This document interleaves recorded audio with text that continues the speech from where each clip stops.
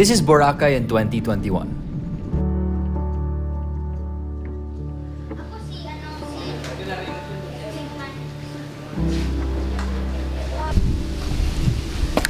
So for me, Boracay has always been a party place, most especially during the time that I was in college. I would remember every year I would save up enough money just to be able to go to Boracay during the summer so I could party with all my friends, and it was always a blast and a complete blur at the same time. So many people, nightlife was popping, and I enjoyed so much.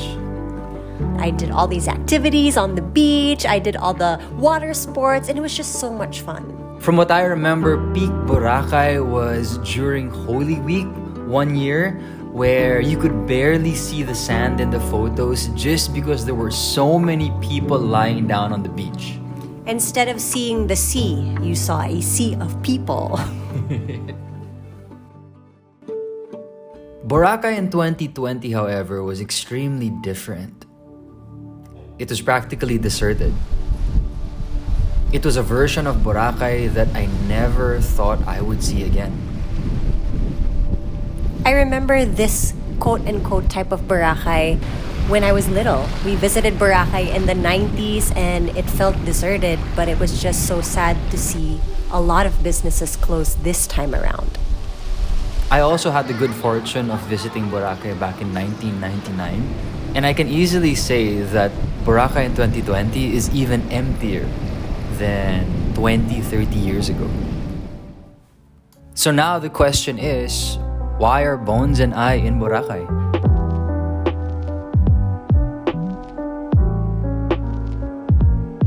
We were never sure of when travel would actually start booming. We saw a post on Instagram that Boracay was open and an idea peaked in our heads. For me and Bones, that idea was trying to figure out how we could help our fellow Filipinos.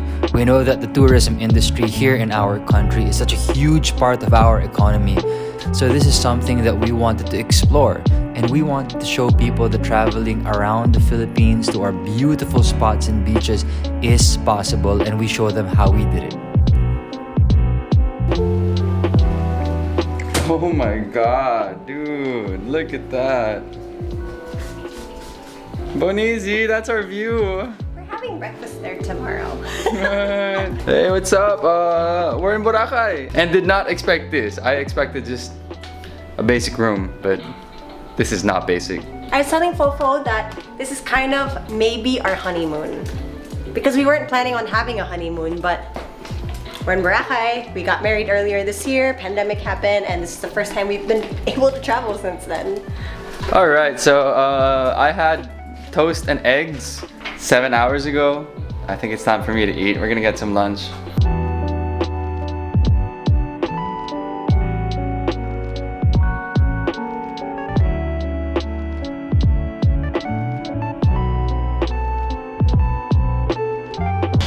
So we just had our first meal here, and Boneezy and I just realized we are alone in this resort. It's a huge resort, and I think there are like 10 rooms occupied. That's it. Basta sa sobrang konti ng tao, you can't even feel that there are other guests. So this is what it feels like living in a super duper big mansion. Right now it's cool because we know it's a resort, but if you live like this every day, that's lonely. Sad life. As Boneezy and I walked around, we spoke to some of the locals, spoke to some of the business owners, some of the employees, and we tried to get a sense of what life has been for the locals of the island. And unsurprisingly, it's been difficult. I would say that most of their income would come from tourists who come in. And because for the past several months, there hasn't been any tourism, this pandemic hit them hard. Hello! Taga rito ba kayo? Oo. Taga rito talaga. Wala pa masyadong tao, no? Wala pa. Tagal lang ganito. Kulang namin, wala nang mga anak ko eh. Talaga? Wala nang parang nag-aalok pa rin ba yun? Kit-kit na nga, damit lang. To be honest with you, as I spoke to some of the locals, it seemed like some of them didn't even have any livelihood. They were just trying to get by with whatever they could. May laman ba yan? May laman to, sir. Sir, gusto mo, sir? Kasi Ayun. dumaan yung pandemic, Sa'yo, wala sir, naman sa'yo, sir. kapain, ito na lang. Sa akin to. Oo, sa yan. Sige. Kaso wala ka na straw eh. No, hindi na. Okay lang. Okay lang. Okay lang. Buti na lang, the borders weren't completely closed, so goods could still come in and out of the island. Because Boracay is not self-sufficient. It still relies on Aklan to provide them with food, with water, and with other essentials for living. The other day, we were in Station 1. We went to one of our favorite restos, which is Real Coffee. Spoke to some of the employees there. As expected, it's rough. We were the only ones there. They maybe get a handful of customers every day. But that aside, and reality aside, the beach is still gorgeous. Cloudy skies or the sun out, the beach still looks absolutely amazing.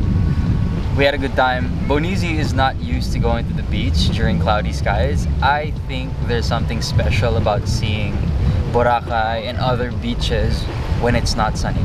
So during the rainy season, it just changes the way you look at these places. You see them in a different light, and I guess you appreciate it more. So with or without the sun, I think the place is beautiful. But even though the future does look bleak and it looks really, really tough and grueling, I do believe that there is hope. And I think that hope starts with all of us as a nation and as a community, helping one another out. And for me and Boneezy specifically, we feel that this is our way that we can help to show people that traveling is possible as long as you do follow the new norm. And as we show that, hopefully people gain confidence and gain interest, because regardless of what 2020 has brought us, life still has to go on for all of us. Nobody is exempted from that. And as life continues, we have to keep building and keep improving. So hopefully with this vlog and all the other content that we produce, we can create and generate some sort of momentum, even just a little bit.